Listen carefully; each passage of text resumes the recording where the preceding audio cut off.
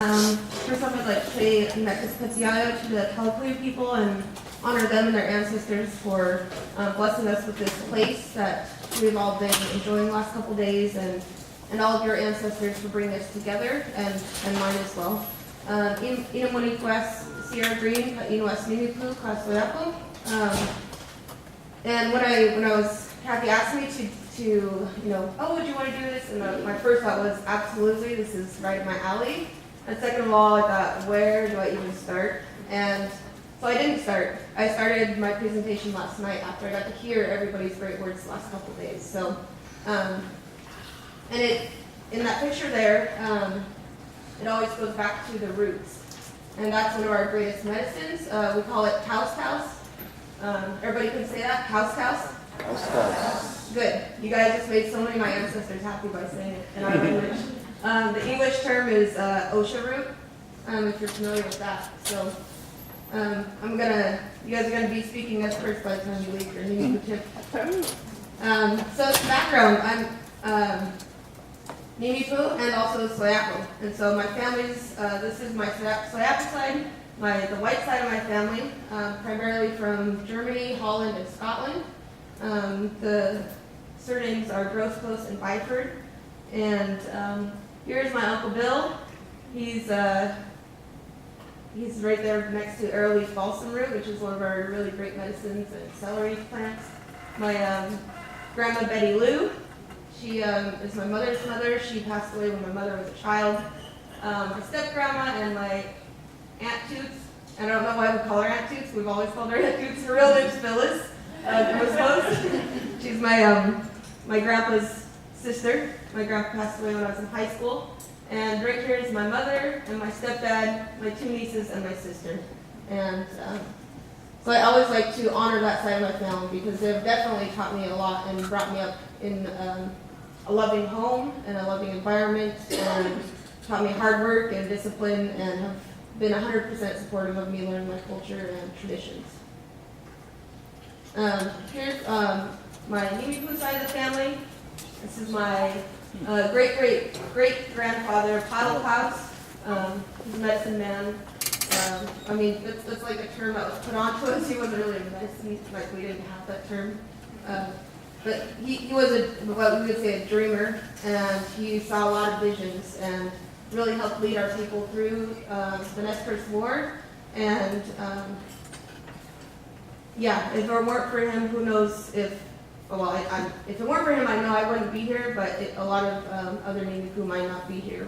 We may not be here at all anymore. So a lot of gratitude goes towards him and all those who participated and engaged in that battle for our freedom and our life ways. Next, so that's on my grandmother's side, Pilo Causes. And in the middle there you have Lizzie Cayuse, which is my great-great-grandmother. She's on my grandfather's side. And I thought this was really cool, like a prominent spokeswoman for the Nez Perce tribe. Like, wow, somebody asked me the other day, like, oh, can I meet you at TSU? And I don't think so. She said, you were really quiet, I couldn't get a word out of you. I said, no, it wasn't me. So I come from a long line of strong women, and prominent spokeswomen. And, I always tell my parents on both sides, like, we don't always agree, and sometimes they say, aren't you so grateful you raised an independent young lady? And they're just like, yeah, what can they say to that? So, then on the end there you have my Uncle Larry, and he's the eldest male member of our family. And he, during Obama's inaugurations, he was on our executive committee, and so that's how he wrote in to the inauguration. So everybody has a Post-it note, and on the, please listen to directions. I'm going to put my teacher voice on. On the front side, where it is not sticky. Everybody find the front side of your sticky note. On the front side, you're going to write, you're going to answer this question, what is your connection to land? And you're going to answer in 10 words or less. It can be one word, it can be two, all the way up to 10 or less. I'll give you about 30 seconds to do that. This is my assessment method to see if you guys are going to be listening throughout my presentation or not.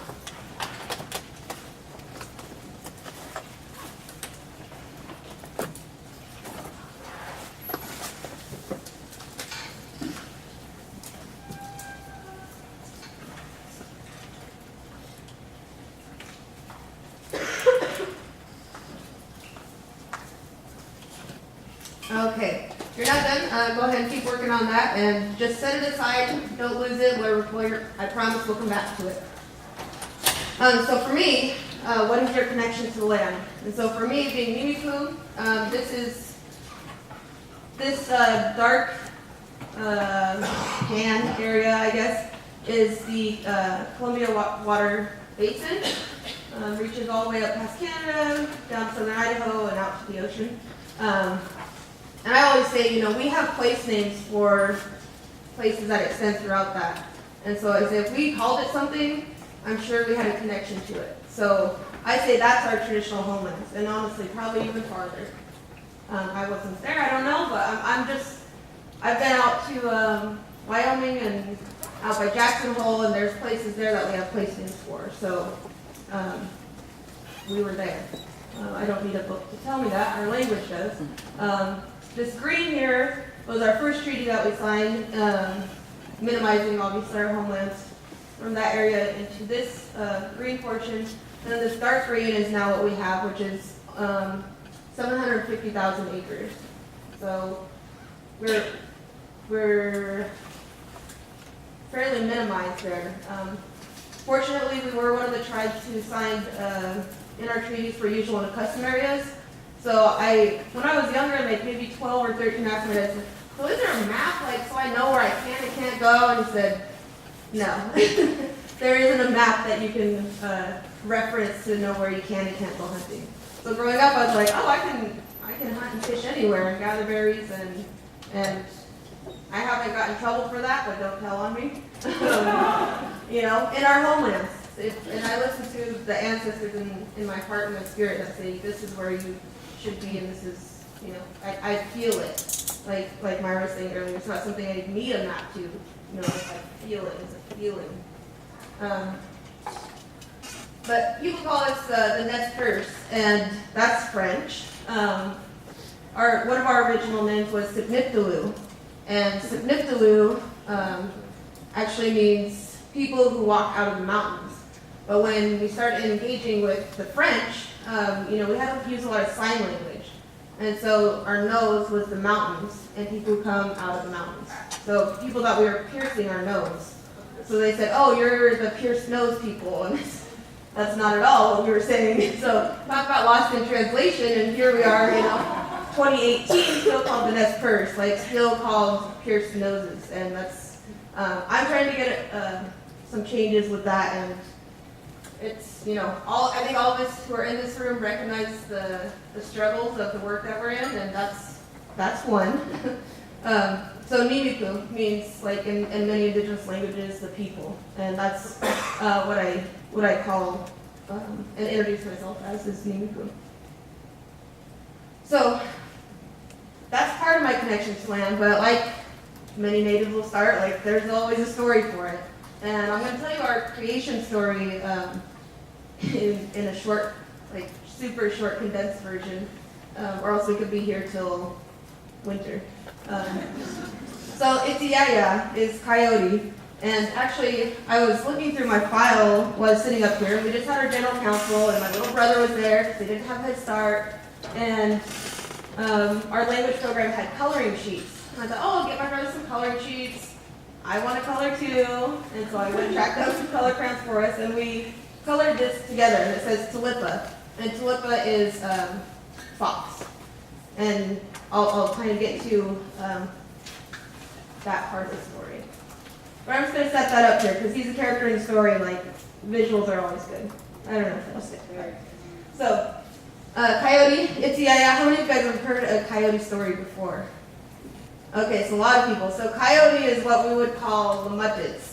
He's bothersome, he's always up to trouble, he never listens, kind of in his own world, doesn't have a lot of friends. Fox kind of tries to help him, tries to be the good guy and help him. And so the story starts out, Itiaya is up on the hillside, and Tulipa, he comes running up and he says, Itiaya, Itiaya. And true to Itiaya, he's chasing a butterfly, not paying attention. He's like, what, Tulipa? What do you want? I'm busy, can't you see? And Tulipa goes, there's a monster. There's a monster down by the river, and he ate everybody already. He ate all the fish. He ate all the animals on the hillside. He ate all the birds. There's nobody left. And Coyote, Itziaya is like, all right, well, let's see what you're doing. I guess I'm not that busy. And so Tulipa starts running down the hill, and Coyote's following behind him a little bit, a little ways behind, kind of trotting, and Tulipa's really running. Well, they get to the bottom of the hill, and this big gust of wind comes. And Tulipa gets sucked up by the monster. So Coyote sees this, and he stops, and he's like, whoa, there's a monster. A big monster. Like the biggest monster we've ever seen. And so he sits there, and he kind of perches on a rock, and he's flicking his tail back and forth, thinking, that's a big monster. What am I going to do about this? And he starts looking up in the sky. He's like, oh, the birds. What would the birds do? Oh, the birds build nests. Well, I don't know what a nest would do, but I can make some rope. And so he goes and he gets some dog bane, and he makes the rope, and he's like, all right, I got a good rope. I can tie myself to a rock, so when that monster takes a big gust of, takes a big breath in, it won't take me in, so I'm going to tie myself with this rope. So he's like, okay, he perches back on that rock, and he's flicking his tail, and he's like, what else can I do? What else can I do? And he looks down in the water. He's like, oh, I don't know about what the salmon, let's see, oh, beaver. And like I said earlier, when you're telling a story, there's like another story, and another story, and another story. So in another story, beaver is associated with fire. And so as he's looking in the water, he thinks, oh, beaver and fire. Oh yeah, so I'm gonna get some flint, I'm gonna get some sticks, I'm gonna get everything I need to make a fire. So he gets that, he sets it over there, he makes his rope, and he's got his fire stuff. And he sits back on that rock, and he's flicking his tail back and forth. What else? What else could I do? He looks up on the hillside, he's like, oh, bear. Bear is scary, almost as scary as that monster. He's got those big claws and those big sharp teeth. I can make some knives. I'm gonna make some knives. So he goes and he fashions himself up some knives. So he's like, okay, I got rope, I got fire, I got some knives. I think I'm ready to go against the monster. So sure enough, he ties himself up. He gets on this big boulder. He starts yelling at the monster and really taunting him. That monster wakes up, grumpy, real grumpy and like gruff. Who's out there? I thought I ate everybody. And Coyote's like, you didn't eat me. He's really just, and Coyote's really good at it. I'm not going to do it because I'm not good at it. But Coyote's just like really taunting him and just teasing him. And that monster says, I'm going to suck you in just like I did everybody else. So he takes a big, deep breath. And Coyote kind of budges, his hair's blowing in the wind. And like, oh, is that all you got? He's really teasing him. And that monster this time takes a bigger, deeper breath. And this time Coyote's floating up in the air, but good thing he has that rope on, so it's pulled real tight. He's kind of in the air like a kite. And then the monster runs out of breath. And he's really mad this time. He's like, I'm going to get you, Coyote. I'm going to get you, Itziaya. And Coyote, keeps bothering him and taunting him. Well, this time the monster, before he takes a bigger, deeper breath, Coyote's like, oh, wait. This is going to keep going on all day because this rope is not going to break. This is pro status. So, sure enough, Coyote's like, okay, well, I know what I got to do here. So, this time when the monster takes a bigger and deeper and more powerful breath, and Coyote gets sucked into the air, and his rope is pulled tight, he takes one of his knives and cuts it. And he gets sucked into the belly of the monster. But when he gets into the belly of the monster, like all the other animals, everybody there is not happy to see him. Oh great, Coyote's here, he ruins everything. We thought we were in bad shape now. Before now, we're really in bad shape. That's it. That is it. Throw the towel in, it's over. Well, Coyote, Itziaya is like, hey guys, don't worry, I got it under control. And Tulipa, he comes up to Coyote, he's like, Coyote, Itziaya, what are you doing in here? What are you doing? You're supposed to help save us. What do you have? What do you have up your sleeve? Coyote's like, actually, up my sleeve, what I have is some fire making stuff, and some knives, and he's just talking to Tulipa. And like this part of the story gets really long because he talks to every single animal, and they have all these engagements, and that's why rattlesnake has a flat head, and bear has a flat nose, and there's a bunch of stories in it. Fast forward past those stories, Coyote says, okay, I'm going to make a fire. And there's some people who are like, oh yeah, that's kind of a good idea, Coyote. That's where might work out. And of course, you got those who now have a flat head and a flat nose. They're like, Coyote's never going to do anything. So you got a split amongst the people who are there. And so Coyote goes and he starts making a fire. And he's like, everyone, so when I make this fire, the monster's going to start coughing. And maybe he'll cough us out. And that's where everyone's like, okay, yeah. Especially the birds, right? Because if they get a little gust of wind, they're gone. So the birds really get ready. So sure enough, the fire gets going, the smoke starts to billow within the monster, and the monster starts coughing, and out goes a couple birds. They're not coming back, they're gone. Well, sure enough, the fire runs out. Coyote's kind of small, he can only take so much in his fur, so runs out of wood. And everybody goes, oh, great, Coyote, you always just get our hopes up to let us down. I don't even know why you bother. Don't even talk anymore. Just go sit over there in the dark by yourself. And so Tulipa, his good friend, he comes over and he's like, Coyote, I thought you were going to save us. Like, you were supposed to save us. He said, don't worry. I got these knives. So Tulipa's like, okay, what are you going to do with those? I'm going to start cutting the monster. So he goes to the side, and again, some of the people in there are like, hey, yeah, that's a good idea. And then there's others who are like, Coyote, whatever, you're useless, you always cause problems, you never do anything right.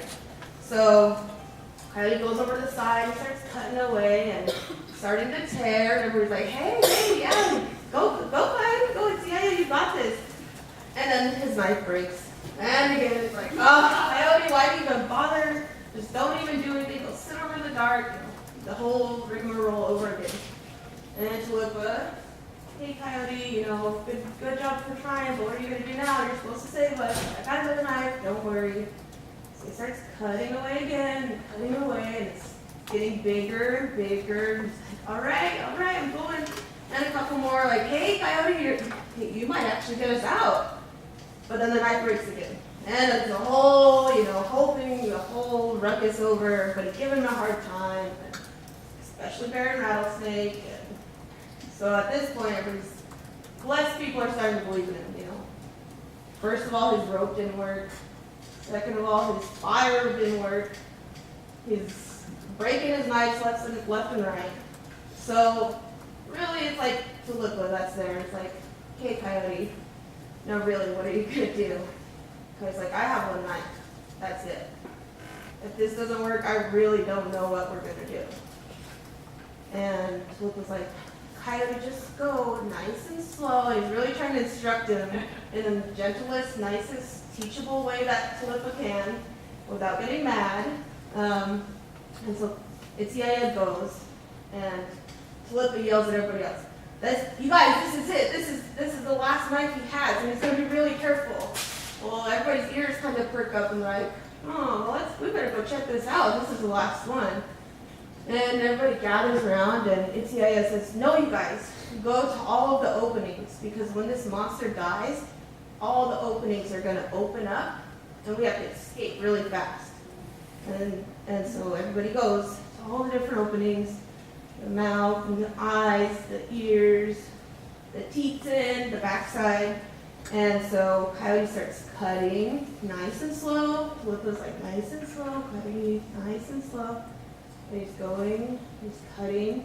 And at this point, everybody's like really watching, like, oh, he's doing it. And they start cheering him on. It's yeah. And it's starting to get like really intense, like think the game-winning shot type of deal. It is down to the last 3 seconds of the game, and up goes the shot, and finally he cuts all the way through, and the monster dies. All the openings open up. Everybody rushes out. Everybody gets out except muskrat. He was not paying attention. He did not have faith in Itziaya. And as he was going up the Tietzen, the back end, he got stuck. And now Itziaya goes, Muskrat, I told you to be prepared. You're supposed to always be prepared when I tell you. So he pulls Muskrat out. He strips his tail. So Muskrat's tail is the way it is. And so everybody's happy, and they don't think it's Yaya, of course. They go back up to the hillsides and back into the rivers and into the skies. And it's Yaya, he's all puffed up. He's like, yeah, I knew I was going to save everyone. I didn't have a doubt in my mind, of course.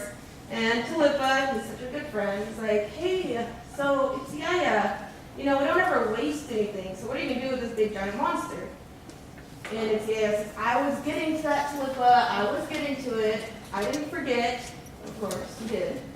And so he starts taking parts of the monster and cutting them into pieces. He throws a piece over there. So over there is going to be the Colville people. And over there is going to be the Klamath people. And over there is going to... And he starts throwing all the pieces and making all these people everywhere. And, he gets done and he washes his hands and he's like all proud of himself, all puffed up again. Nice Tulipa. He says, it's Yaya. What about right here? Like, this place is beautiful. We're right by a river. We're right by the mountains. What about this place?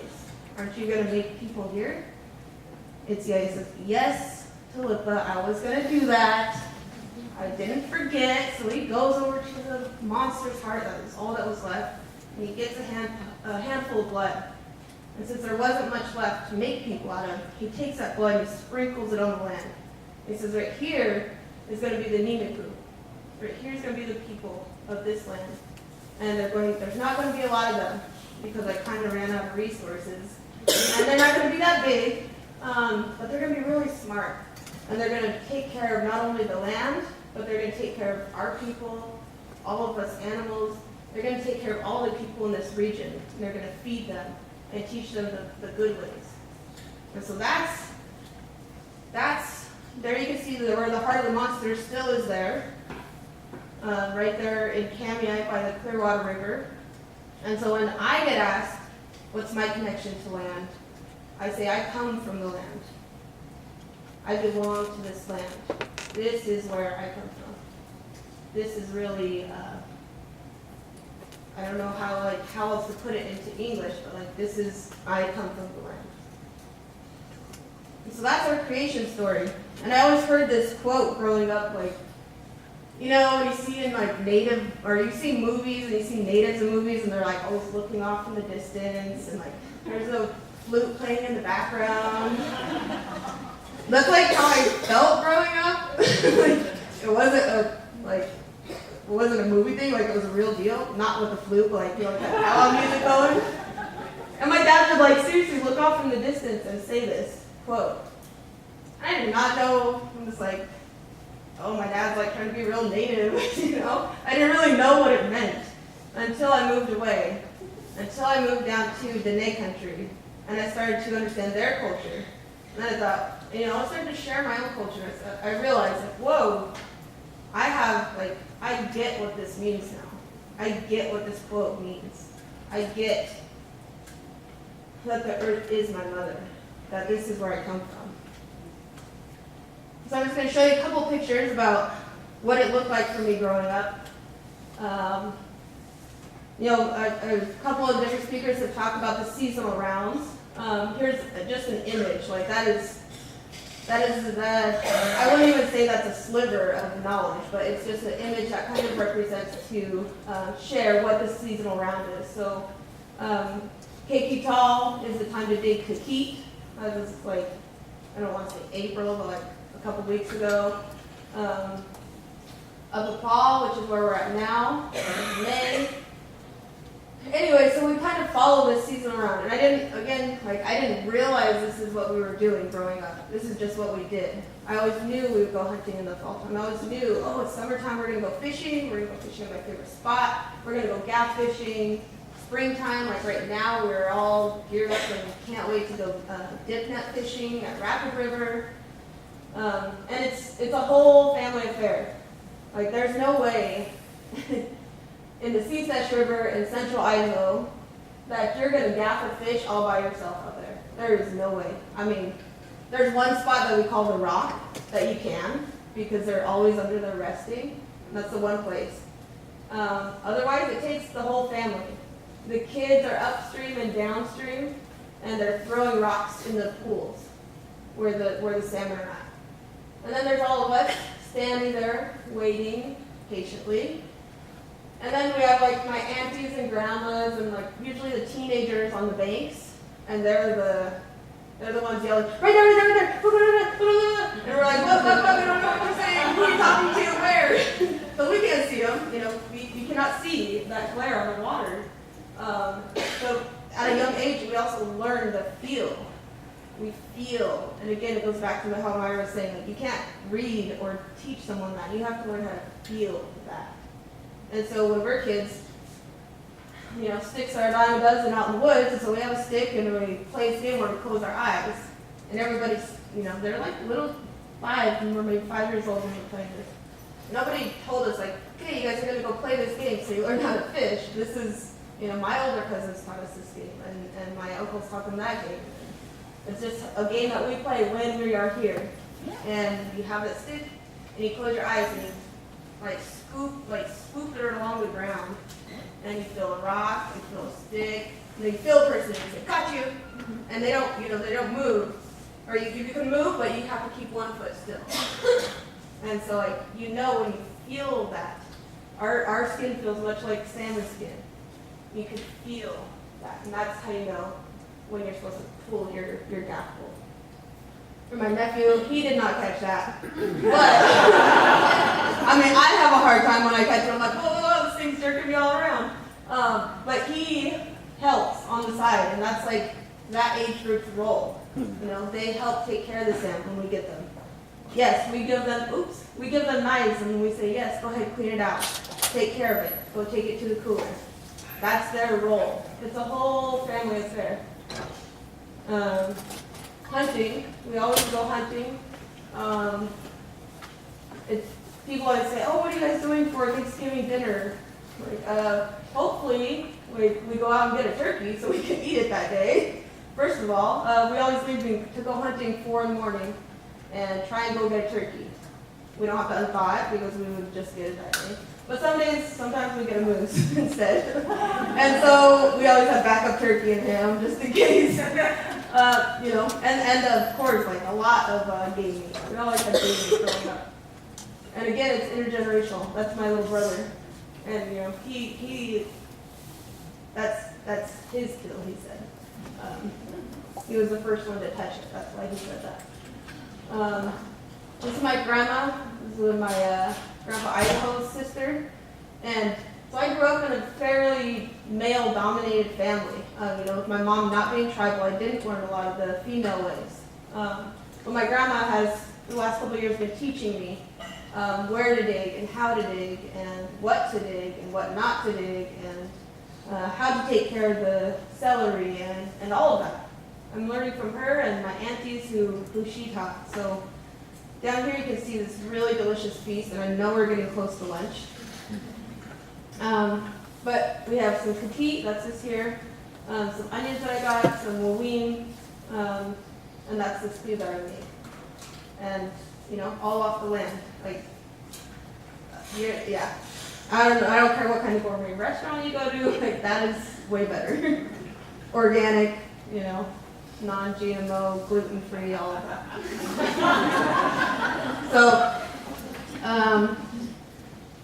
So I'm just going to kind of walk through this little chart here because sharing my personal narrative is always, I enjoy it. And it's at the very beginning, I showed my Uncle Bill. He was the first one I talked about.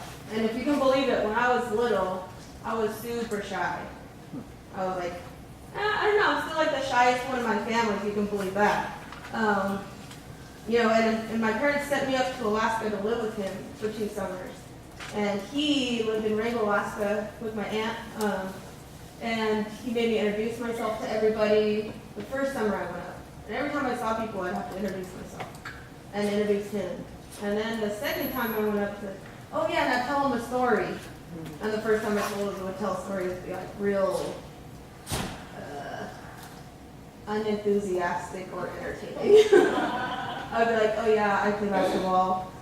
That was my story. So he really helped like build my character in public speaking at a young age, and really said, you know, you need to be proud of who you are and share your story with enthusiasm. And the more you share your story, the more you'll start to realize that you know, and people will start to listen to you because you'll have a voice.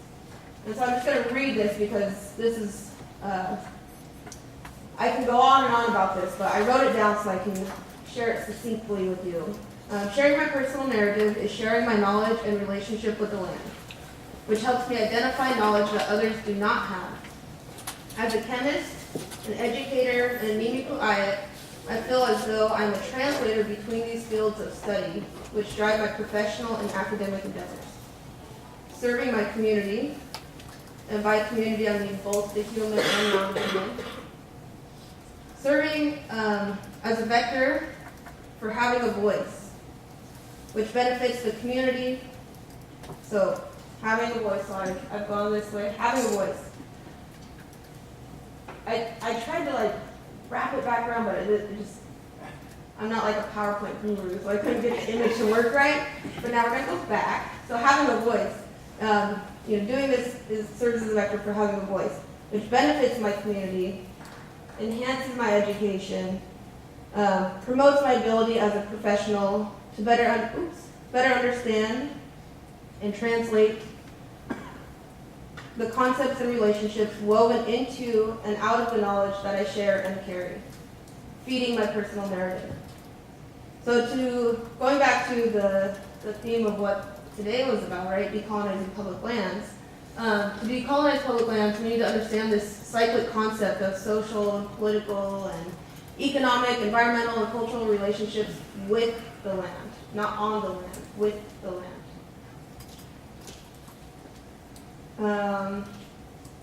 How much time can I go over? Okay, we're out of time? Okay. Well, I'm going to go a couple more seconds. So, and think about decolonizing lands.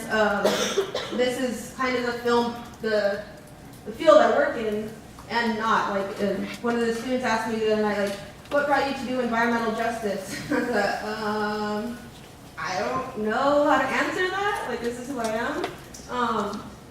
But I wrote this paper on decolonizing mathematics, and when we think about decolonizing anything, I'm like, there's a lot of problems with this settler colonial perspective and system that we live in a society that has overcome our spiritual and physical beings, our mental beings, our society.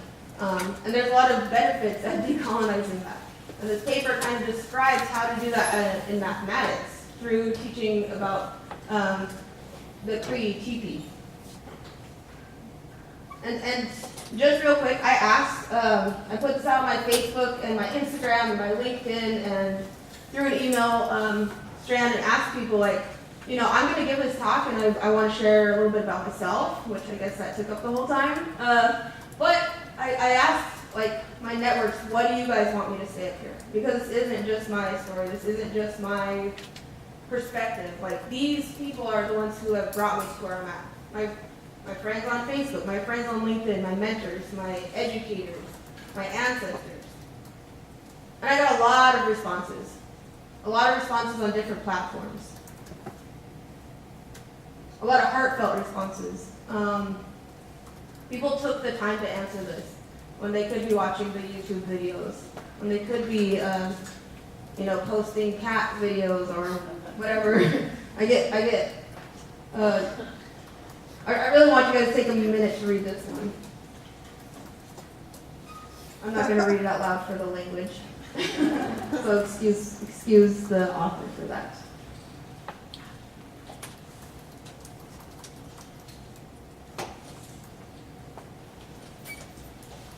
And as you read that, I think this has just been something that's been iterated throughout the conference. And a lot of the comments that I got were things that people had already talked about. And I thought that was great. this conversation is ongoing and it's happening throughout Indian country and within academia and within institutions. And I hope we can see it happen more in government agencies. And it takes time and effort and a lot of hard work. And on this side is all the great things people said, this is what we need more of. And over here they said, this is what we need less of. It's still down, you know? This is what the people are saying. Like, if we want to talk about decolonizing anything, like, let's ask the people, what does that mean to you? And that has been said in a couple different presentations. Like, let's ask the indigenous people what they think decolonization should be. So, I'll just end with, I'm going to let that video play. And as that plays, I want you guys to flip over your sticky note on the side you have not written on. And now I want you to answer the question, what is your connection to land? In 10 words or less. And maybe it's the same, and maybe it's different. But I think if we want to decolonize public lands and we want to decolonize the institutions that we work in, study in, and live in, the society that we live in, we have to start connecting back to the land and building that relationship with the land. And as Mara said, we can't teach, like, you can't learn that in this building. We have to be outside. And yes, some of our knowledge has been lost, but where did we get that in the first place? The land and the animals and the water and everything out there is our teachers. They have taught us it once before. And we have stories that talk about when we don't listen, we're going to start losing things. We're going back to that, and that was one of our original stories of the boy and the girl who saved our culture. And so I don't want to go back to that dark place where we don't see the sun again. So please, I encourage all of you guys to connect back to the land. Just go sit by the water, listen to the birds, watch the butterflies, do things in the most respectful way, pray, be safe. Katsiaya for your time. Thank you.